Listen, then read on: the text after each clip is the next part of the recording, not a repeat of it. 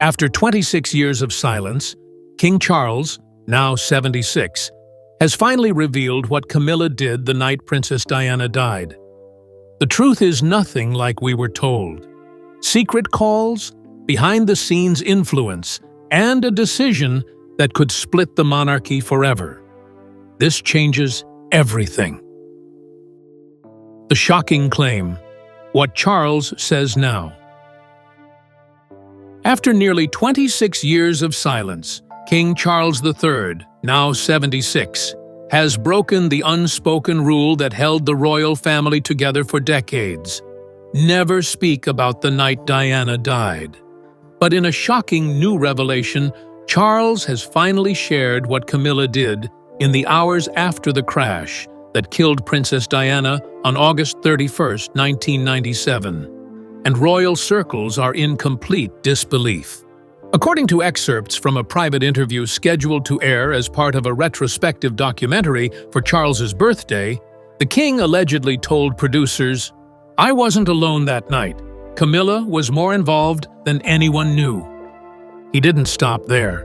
Insiders who previewed the clip say Charles claims that Camilla made direct contact with royal aides within 2 hours of the crash, urging immediate containment, silence, and distance from scandal.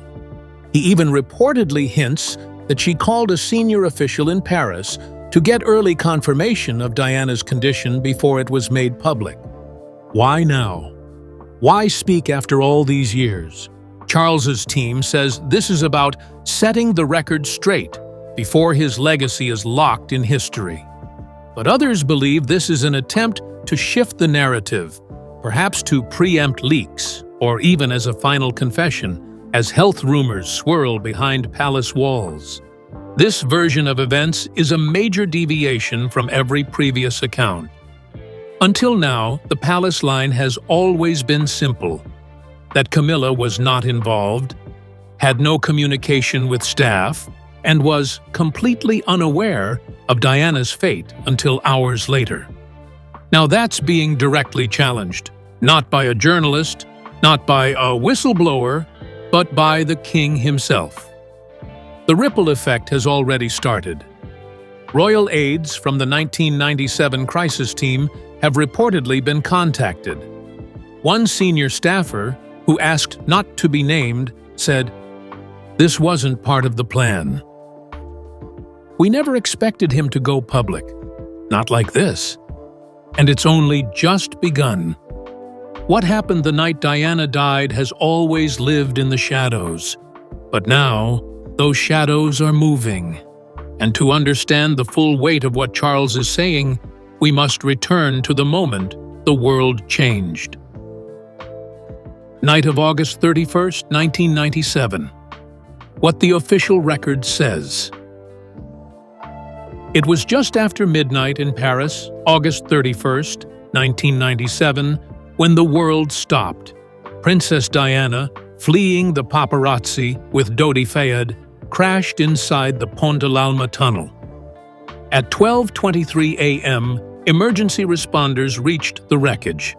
Diana was still alive. Barely. By 4 a.m., she was gone. Back in the UK, the official record has always stated that Charles was at Balmoral, staying with Prince William, Prince Harry, and the Queen. Camilla Parker Bowles, not yet royal, was reportedly at her private residence, Raymill House, and was not involved in any decisions or discussions that night. That's the version the public received. But now, Charles's new statement places her in a very different light, not removed from the crisis, but actively managing its optics. At the time, the palace said Charles was told of Diana's death at 4:30 a.m., then personally woke his sons. He flew to Paris hours later to bring Diana's body home. But questions have long hovered over what happened between 12:30 a.m. and 4:30 a.m., the most crucial window of confusion, silence, and movement behind the scenes. Who contacted whom? Who knew Diana's condition before the media did? And why was Camilla never mentioned once in the official review? Over the years, Camilla has rarely commented on that night. In a 2005 interview, her only remark was, "It was a tragic time. I chose to stay private. That silence has now come under fire, especially if Charles's new version proves accurate." Royal historians say the original timeline contains multiple gray zones. There are no public logs of who called Charles. The communications office was instructed to destroy records after a certain period. And no official inquiry has ever been opened into the royal family's internal response. The only timeline that remains public is Diana's, and hers ends in tragedy. Camilla's movements that night? Still mostly undocumented. Until now. With Charles breaking ranks and exposing even fragments of the truth, the cracks in the official record are widening fast. And with every hour, more people are asking the same question. What really happened behind palace walls that night? Coming next, Camilla's role, the new assertion, the bombshell no one expected from the man who made her queen. Camilla's role, the new assertion. For over 2 decades, Camilla's role in the hours following Diana's death was treated as non-existent. The official narrative kept her name out entirely. But King Charles's revelation changes everything. According to what he now claims, Camilla was involved from the very first hour, not physically at the crash scene, but quietly operating behind the scenes. Charles reportedly says Camilla was the first person he spoke to after learning of the crash. Not a royal advisor, not the Queen, but Camilla. She allegedly received a direct call from Charles around 1 a.m., minutes after royal aides alerted him to reports out of Paris. What followed was, in Charles's words, a conversation about control, clarity, and containment. He implies Camilla urged him to delay public comment, advising that he wait for full confirmation before reacting emotionally. According to insiders, she was also the one who suggested contacting French authorities directly, bypassing British channels, to understand the true scope of the crash before the press exploded. But it goes deeper. One report suggests Camilla sent a trusted aide, someone not listed in royal staff records, to relay instructions to a PR contact in London before 4 a.m. The purpose? Prepare a public holding statement that positioned the royal family as grieving but composed. It was damage control, and she was allegedly coordinating it. This stands in direct contrast to what Camilla has long maintained. In past interviews, she insisted she remained completely in the dark about Diana's crash until the early morning hours, and did not speak to Charles until after sunrise. Her role was always presented as that of an outsider, waiting silently while the royal family handled their own grief. But if Charles's version is true, that image shatters. What it reveals is a woman who wasn't just a bystander, but a co-strategist, acting with precision and influence in a moment of royal chaos. Some royal watchers say this shows how deeply intertwined Charles and Camilla's relationship already was, despite public disapproval and private tension with the Queen and palace aides. It wasn't about scheming, Charles reportedly said. It was about managing heartbreak. I needed her. Whether the public sees that as loyalty or calculation is another story. What's certain is this: Camilla's actions, if true, reframe the emotional center of the monarchy's darkest night. And the question now is why Charles would risk everything to reveal it. That answer lies in his timing, and what he hopes to control before it's too late. Charles's motivation. Why reveal it now? Why would King Charles, after so many years of silence, finally choose to open this royal wound at age 76? Sources close to the palace suggest that this wasn't an impulsive decision. It was a carefully planned move, shaped by legacy, regret, and possibly pressure. One senior royal aide said privately, "Charles knows he won't be here forever. He's rewriting the story before others do it for him." There's no denying that Charles is thinking about the endgame. With health rumors swirling since early 2024, including speculation about minor surgery and an undisclosed condition, some believe this may be the beginning of a final truth tour where the king ties up unfinished business. But the timing isn't just personal. It's also political. Multiple royal biographers have been circling Camilla's past, digging deeper into her activities during the late 90s.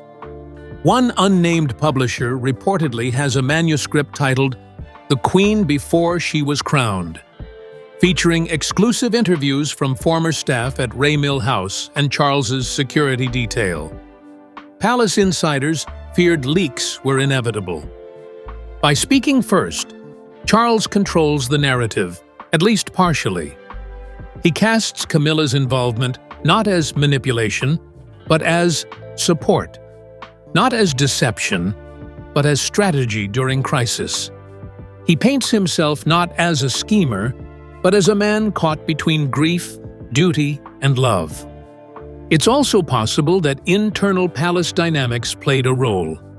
Reports suggest Prince William has quietly pushed for more honesty around Diana's legacy, especially since the 25th anniversary of her death in 2022. Sources say he believes Camilla's elevation to Queen Consort in 2023 happened without full transparency, and that unresolved questions from 1997 continue to haunt the family's credibility. Add to that the public climate. A growing appetite for truth, generational mistrust in the monarchy, and endless speculation amplified by TikTok, YouTube, and independent media. Charles likely knows that once his reign ends, he no longer controls the version of events the world accepts. So why now? Because this is his last real chance to set the record, before William takes the throne, before old allies die off, before more secrets escape the vault. Still, it's a gamble. With this revelation, Charles risks everything: Camilla's reputation, his own public trust, even the stability of the monarchy itself. But if he keeps silent, he risks losing the one thing monarchs fear most: the power to define their own legacy. Coming next, Camilla's rebuttal. Deny, deflect, or accept. Her silence won't hold forever. Camilla's rebuttal. Deny, deflect, or accept. After Charles's explosive claim reached headlines, the immediate question was, how would Camilla respond? For 72 hours, there was silence. No statement, no appearance, no denial. Then, late on a Friday evening, Clarence House released a carefully worded response. Her Majesty, the Queen Consort, wishes to clarify that she was not present at any crisis meetings on the night of August 31st, 1997, and was unaware of Princess Diana's passing until the information was confirmed through official channels. It wasn't a full denial, but it wasn't acceptance either. Instead, it walked a tight legal line, suggesting Camilla's memory or intentions were misunderstood, and that the events, if they happened, may have been interpreted differently by His Majesty. In private, sources say Camilla is furious. One royal insider claimed she feels thrown under the bus. She believes Charles is protecting his legacy at the expense of hers. Behind closed doors, Camilla reportedly called the revelations a betrayal of the past we both survived. But with growing public backlash, she had little room to maneuver. In her next scheduled public appearance, a literacy event in Sussex, Camilla looked visibly tense. Reporters shouted questions. "Were you involved the night Diana died?" She didn't respond, but the pressure was written all over her face. To defend her side, a few longtime allies in the press quickly stepped up. One tabloid columnist argued that Camilla had been unfairly dragged into an event she had no control over, writing, "Let's not rewrite history. Camilla wasn't in the palace, she wasn't royal, and she certainly wasn't part of any cover-up." Another supporter pointed to alibi records, showing Camilla remained at Raymill House until at least 8 a.m. the next day, with household staff confirming her presence. Still, the damage was done. In the eyes of the public, Camilla's credibility was already fragile, built slowly over 2 decades, and now it was cracking under pressure. The tone of her rebuttal, distant, formal, and vague, did little to soften the blow. Critics said she seemed defensive, disconnected, and out of touch. One royal historian put it bluntly, "The question is no longer whether Camilla did something. It's whether the public believes her anymore." And belief is now swinging toward those who were inside the palace that night, the witnesses, aides, and staff who never spoke until now. Other witnesses and confidants. What they say. With the royal silence shattered, former staffers, long gagged by confidentiality clauses and fear of retaliation, are beginning to talk. And their stories are challenging the official timeline in ways the palace never expected. One former communications aide, who worked the night shift at St. James's Palace, revealed in an anonymous interview that Camilla's name came up early, very early. At around 1:20 a.m., someone mentioned CPB, Camilla Parker Bowles, had called to ask what we knew. It wasn't formal, but it happened. That same night, a driver assigned to Charles claims he saw a private line open at Highgrove, connecting to Camilla's estate. He didn't know what was said, only that they were in contact, and no one was supposed to mention it. Other whispers point to a written memo from a royal secretary noting that Camilla's team asked for guidance on media sensitivity regarding Diana's legacy before Diana's death was even confirmed. Perhaps most telling is a comment from a retired royal protection officer who said simply, "There were calls, there were contacts, everyone knew, but no one wrote it down."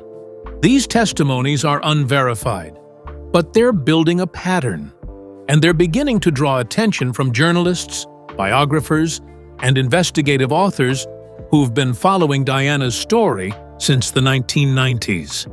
One of those writers, who previously published a biography on Prince Charles, tweeted, "Everything Charles just revealed matches whispers we've heard for 20 years, but were told never to print." However, not all witnesses support Charles's version.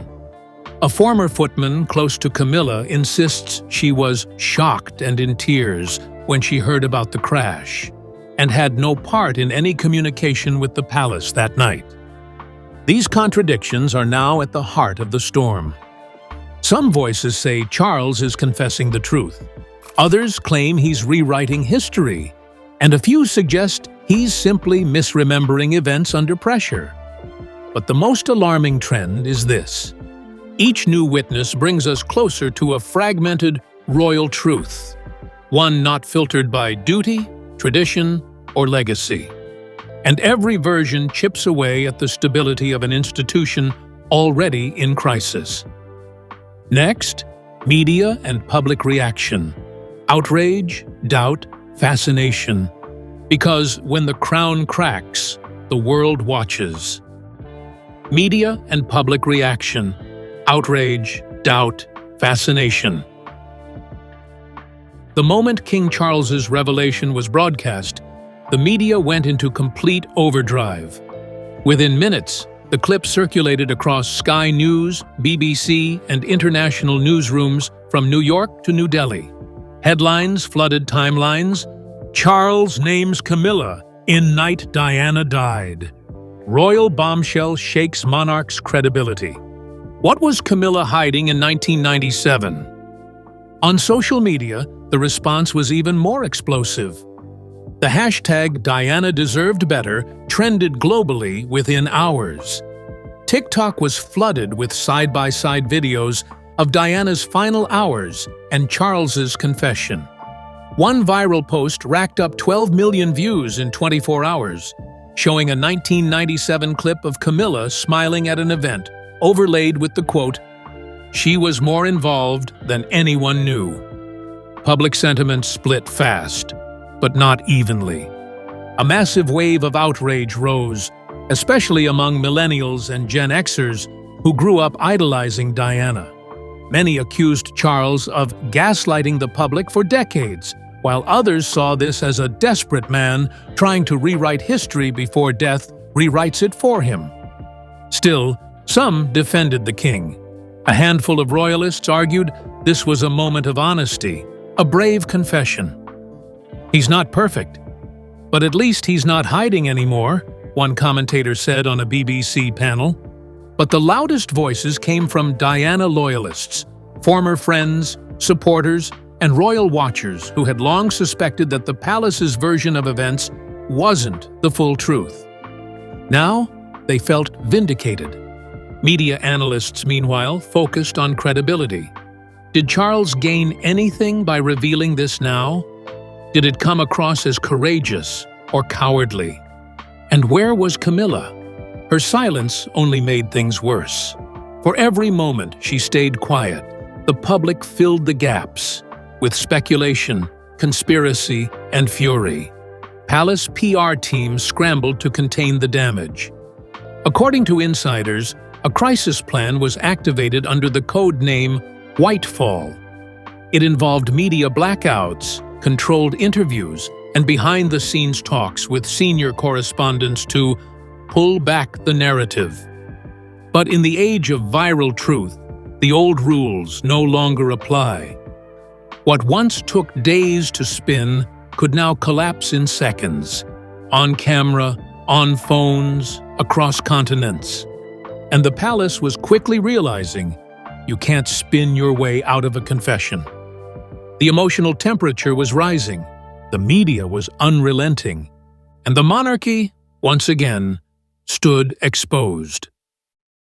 Legal, ethical, and institutional stakes.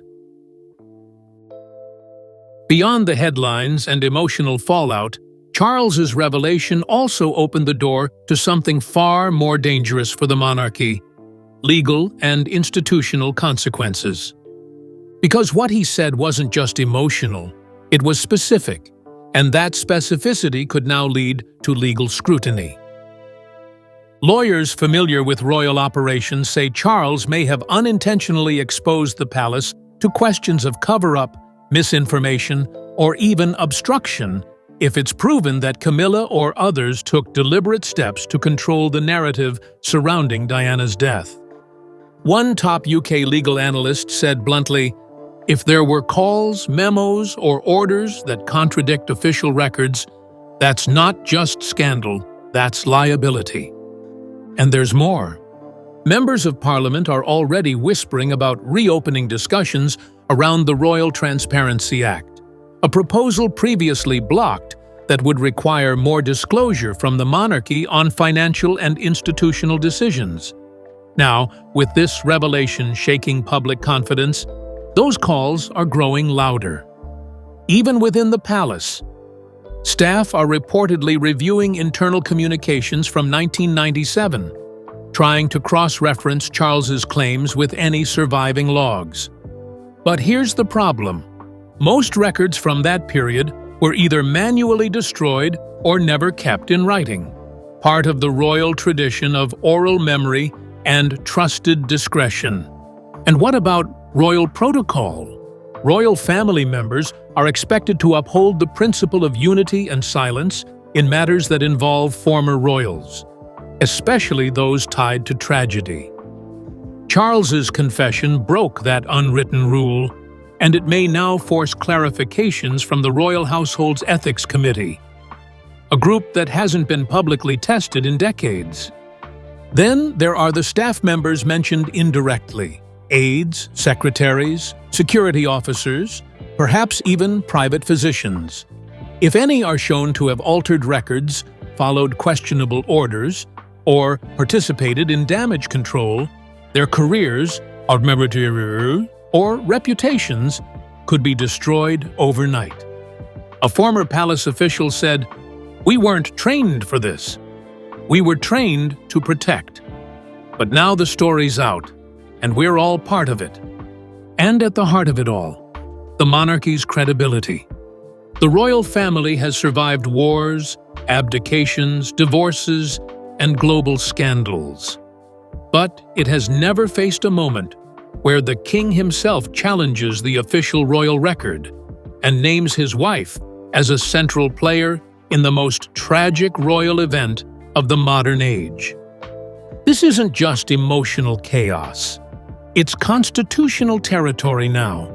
And if even one more lie is uncovered, the House of Windsor may find itself standing on legal ground far shakier than tradition ever allowed.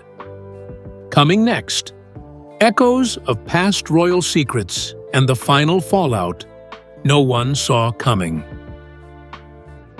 Echoes of past royal secrets and scandals. This isn't the first time Charles and Camilla have been caught in a storm of private moments made public. But it may be the most damaging. To truly understand the weight of Charles's new confession, we need to revisit a few royal ghosts that never stopped whispering.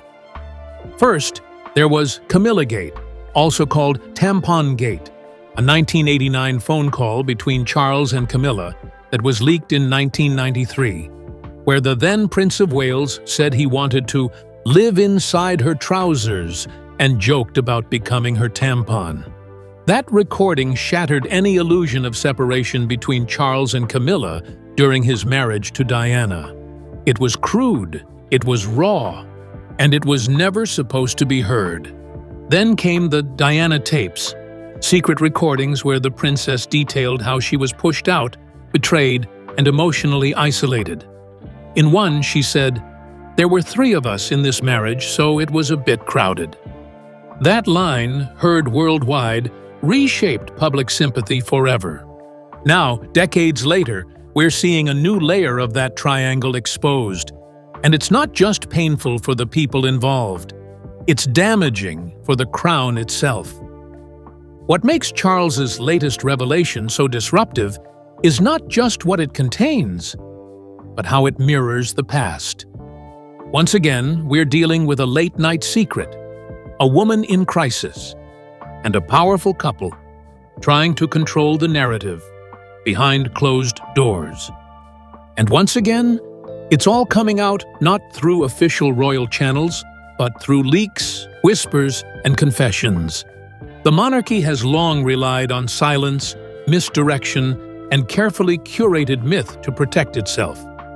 Scandals are either buried, bought off, or blurred into history. But this time, the old playbook may not work. Why? Because this isn't just a scandal about personal affairs, it's about what the public was never told. It's about the death of the most beloved royal woman of the modern age, and whether the institution around her was more concerned with damage control than compassion. This latest revelation doesn't live in isolation. It echoes with every past betrayal the public hasn't forgotten. It reopens every wound the palace hoped was healed. And just like before, the same question is being asked. Who knew what and when? But unlike the 90s, today's media never sleeps. And the people aren't so willing to look away anymore. What comes next? Fallout and future warfare.